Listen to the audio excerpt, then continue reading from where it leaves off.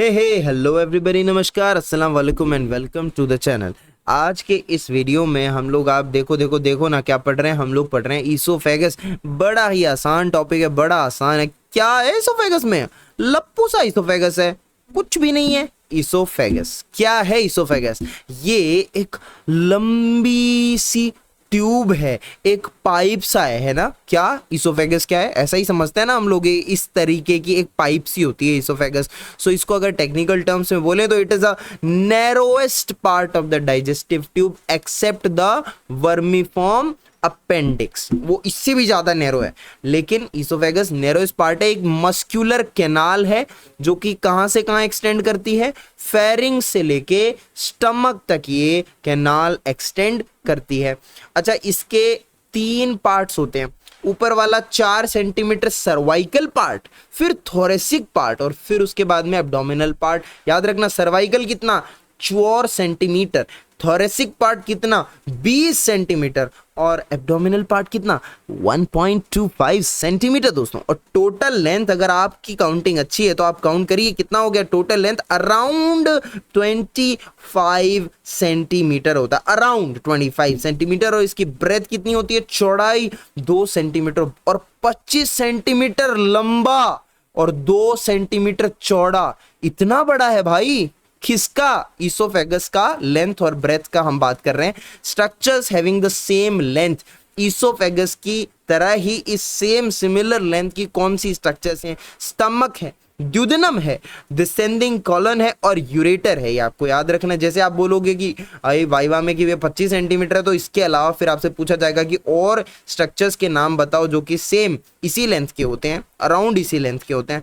कहां से स्टार्ट होता है oesophagus? Lower border of the cricoid cartilage opposite to the C6 यानी C6 यानी सिक्स्थ सर्वाइकल वर्टिब्रा के opposite lower border of the cricoid cartilage से स्टार्ट होता है। और ये कहां टर्मिनेट कर जाता है? देखो, T11th थोरेसिक वर्टिब्रा के लेवल पे खत्म, tata bye bye. And at the cardiac orifice of stomach at the T11 level. ठीक है, हमारे पास 4 कॉन्स्ट्रिक्शंस होते हैं ईसोफेगस में। 4 कॉन्स्ट्रिक्शन मतलब यहां से थोड़ा सा ऐसा पार्ट, थोड़ा सा ऐसा पार्ट, है ना, कॉन्स्ट्रिक्टेड पार्ट। 4 कॉन्स्ट्रिक्शंस प्रेजेंट है।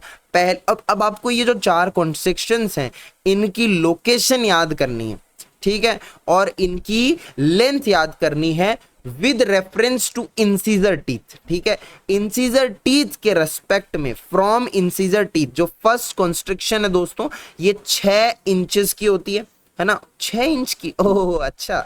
और ये कहां प्रेजेंट होती है? जस्ट एट द कमेंसमेंट, जहां पे डायफ्राम, जहां पे ईसोफेगस स्टार्ट होता है। सेकंड कॉन्स्ट्रिक्शन 9 इंच की from the incisor teeth.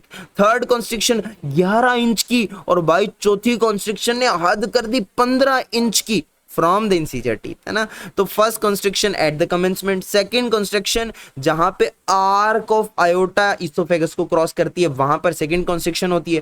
Third construction जहां पे लेफ्ट प्रिंसिपल ब्रोंकस जो होता है वो ईसोफेगस को क्रॉस करता है, वहां पे थर्ड कंस्ट्रक्शन है। फोर्थ कंस्ट्रक्शन जहां पे डायफ्राम को पियर्स करके भेद के जब ईसोफेगस चली जाती है, उस लोकेशन पे चौथी कॉन्स्ट्रिक्शन है। और ये कॉन्स्ट्रिक्शन जरूरी क्यों है भाई? क्या इंपॉर्टेंस है इनकी? तो क्लिनिकली ये इंपॉर्टेंट है because it may be difficult to pass the gastric tube through these sides. जब गैस्ट्रिक ट्यूब डाली जाती है ना उन पेशेंट्स के लिए जो खा पी नहीं सकते, है ना, कार्सिनोमास के केस में, ओरल कार्सिनोमा जब हो जाता है, बहुत सारी चीजें। तो क्लिनिकली जब हम लोग गैस्ट्रिक ट्यूब को डालने की कोशिश करते हैं तो गैस्ट्रिक ट्यूब में रुकावट इन कॉन्स्ट्रिक्शन की साइड्स पे आएगी ना, ट्यूब जाती जाती कॉन्स्ट्रिक्शन में रुक जाएगी। फिर हमें देखना पड़ेगा, हमें पता होना चाहिए कि इतने इंचेस पे एक कॉन्स्ट्रिक्शन आने वाला है। Prevent regurgitation of the food, वापस नहीं आ जाए। Site of the foreign body impaction and site of carcinoma also. These are the importance of constriction. ये जो 4 कंस्ट्रिक्शन है, इनके अलावा हमारे पास ईसोफेगस में 4 कर्वेचर्स भी प्रेजेंट होते हैं। 2 तो साइड टू साइड कर्वेचर्स होते हैं और 2 एंटीरियर पोस्टीरियर कर्वेचर्स होते हैं। ठीक है, 2 साइड टू साइड कर्वेचर्स होते हैं और 2 एंटीरियर पोस्टीरियर कर्वेचर्स होते हैं। ठीक है, साइट ऑफ कर्वेचर कहाँ, ये साइड टू साइड जो कर्वेचर्स होते हैं ये कहां पर प्रेजेंट होते हैं और एंटीरियर पोस्टीरियर कर्वेचर कहां प्रेजेंट होते हैं। You must remember the locations. Side to side curvature जो पहला है वो होता है root of the neck before entering the thoracic inlet. Neck की रूट पे थोरेसिक इनलेट में एंटर करने से पहले ईसोफेगस में पहला साइड टू साइड कर्वेचर देखा जाता है और दूसरा side to side curvature T7 यानी 7 थोरेसिक वर्टिब्रा के लेवल पे देखा जाता है before passing in front of the descending thoracic aorta. Anterior posterior curvature जो पहला वाला होता है वो सर्वाइकल स्पाइन के कर्वेचर से कॉरेस्पॉन्ड करता है और सर्वाइकल स्पाइन के कर्वेचर से कॉरेस्पॉन्ड करता है और सेकेंड वाला जो होता है that correspond to the curvature of thoracic spine. उसके बाद में arterial supply of the oesophagus बहुत इजी है। सर्वाइकल पार्ट को कौन सप्लाई करता है, आर्टरी का नाम बोलो, inferior thyroid arteries. Thoracic part को कौन सप्लाई करता है, oesophageal branches of the descending thoracic iota and bronchial arteries. उसके बाद में एब्डोमिनल पार्ट को कौन सप्लाई करता है, oesophageal branch of the left gastric artery और एक लेफ्ट इंफीरियर फ्रेनिक आर्टरी। उसके बाद में वेनस ड्रेनेज, ये भी बहुत आसान है। Cervical part inferior thyroid artery, thoracic part azygos and hemiazygos vein और abdominal part drained by 2 venous drainage. सबसे पहले हेमिअजाइगस वेन और एक left gastric vein. Left gastric vein which is tributary of portal vein and hemizygous vein which is tributary of inferior vena cava। okay, उसके बाद में lining की बात जब करी जाती है तो भाई esophagus is lined by which epithelium, non keratinized stratified squamous epithelium accept at the abdominal part. Abdominal part की लाइनिंग कौन करता है, बोलो मेरे साथ स्क्रीन पे देख के, सिंपल कोलमनार एपिथेलियम। और बाकी में नॉन कटनाइज्ड स्ट्रैटिफाइड स्क्वेमस एपिथेलियम और सिर्फ एब्डोमिनल पार्ट को सिंपल कोलमनार एपिथेलियम लाइन करता है। नर्व सप्लाई बोल दो फटाफट से, both sympathetic and parasympathetic nerves होती हैं। Sympathetic part is by thoracic 5 to thoracic 9 segment of spinal cord और parasympathetic by recurrent laryngeal nerve and vagus nerve। ठीक है, और this parasympathetic nerves are of 3 natures। ठीक है, all natures, sensory, motor and secretomotor। और parasympathetic is only of 2 natures, sensory and vasomotor। उसके बाद में layers of esophagus by 4 layers, mucosa, submucosa, muscularis externa, फिर adventitia। ठीक है, अब म्यूकोसा सबसे अंदर होगी ना तो ये अंदर से बाहर की तरफ लेयर्स लिखी हुई हैं। Types of muscles in oesophagus, upper 1/3 part में स्केलेटल मसल, फिर मिडल 1/3 पार्ट में भाई स्केलेटल और स्मूथ दोनों, और लोअर 1/3 पार्ट में सिर्फ स्मूथ, शुद्ध स्मूथ। ठीक है से, उसके बाद में देखिए लिम्फेटिक ड्रेनेज, ये भी बड़ा आसान है भाई। सर्वाइकल पार्ट से जो लिम्फ होता है वो जुगुलो ओमोहायोइड लिम्फ नोड में जाता है। थोरेसिक पार्ट से जो लिम्फ होता है वो जाता है paratracheal, tracheobronchial and posterior mediastinal lymph nodes में, और एब्डोमिनल पार्ट से into the coeliac group of the pre aortic lymph nodes. Sources of development बहुत इजी, म्यूकोसा डेवलप करता है एंडोडर्म ऑफ गट से, और बाकी जितनी भी लेयर्स हैं, म्यूकोसा कहां से करता है बोल दो जल्दी से बोलो, एंडोडर्म ऑफ द गट से डेवलप करता है, और बाकी जितनी लेयर्स हैं कहां से डेवलप करती हैं, splanchnopleuric mesoderm of the surrounding foregut से। उसके बाद व्हाट इज डिस्फेजिया, डिस्फेजिया मतलब होता है गटकने, स्वेलिंग में प्रॉब्लम होना, स्वेलोइंग में डिफिकल्टी, दिस इज डिस्फेजिया, है ना। और अगर आपसे पूछा जाए कि कार्सिनोमा से सबसे मोस्ट कॉमनली अफेक्टेड ईसोफेगस का पार्ट कौन सा है, तो भाई ये है lower 1/3 part of the oesophagus. अब उसके बाद में एक चीज है relations of the oesophagus. Relation of the oesophagus कई बार वाइवा में पूछ लिया जाता है, तो ये आपको पता होना चाहिए। रिलेशन में सर्वाइकल पार्ट की बात करते हैं। सर्वाइकल पार्ट में फ्रंट में आता है ट्रैकिया, क्या आता है देखो, सर्वाइकल पार्ट में फ्रंट में ईसोफेगस के फ्रंट में प्रेजेंट होता है ट्रैकिया।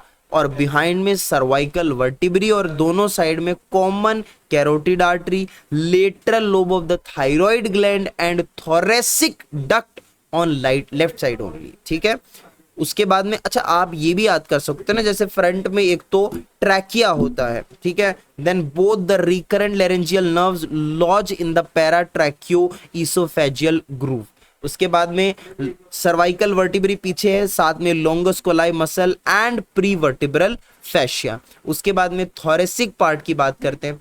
थोरेसिक पार्ट में फ्रंट में क्या क्या होता है, ऑब्वियस सी बात है ट्रैकिया चलता रहेगा, उसके अलावा आर्क ऑफ आयोटा आ जाएगा, लेफ्ट प्रिंसिपल ब्रोंकस आ जाएगा, फिर फाइब्रस पेरिकार्डियम जो कि सेपरेट करता है ईसोफेगस को from the oblique pericardial sinus and the left atrium. उसके बाद में posterior sloping surface of the diaphragm आ जाएगा। तो these are the thoracic part relation in front. और बिहाइंड में क्या होता है, थोरेसिक वर्टिब्री होती हैं, intervertebral disc which are covered by anterior longitudinal ligament and right posterior intercostal arteries, a zygous vein and termination of the hemizygous vein, thoracic duct। उसके बाद में descending thoracic aorta। ठीक है, बात भाई ये थोड़ा सा रटने वाला कंटेंट होता है जिसमें हमें थोड़ा सा दिमाग लगा के रट लेना होता है, चीजों को एक सीरियल वाइज याद रखना पड़ता है। ठीक है, ओके। उसके बाद में लेफ्ट साइड में आ जाते हैं हम लोग। लेफ्ट साइड में क्या प्रेजेंट है, सुपीरियर मीडियस्टिनम के अंदर arch of aorta, left subclavian artery, मतलब इसके इसोफेगस के लेफ्ट साइड में। ठीक है, left recurrent laryngeal nerve, thoracic duct, lung surface and pleura. Then उसके बाद पोस्टीरियर मीडियस्टिनम के अंदर descending aorta and lung pleura, left lung और उसका प्लूरा। राइट साइड में क्या होता है, राइट लंग और उसका प्लूरा होता है और आर्क ऑफ जाइगस वेन होती है। And on the both side, right and left vagus nerves pass downward on the corresponding side of the esophagus और ये बनाती हैं plexus around the lower part of the thoracic जो एरिया है उसमें।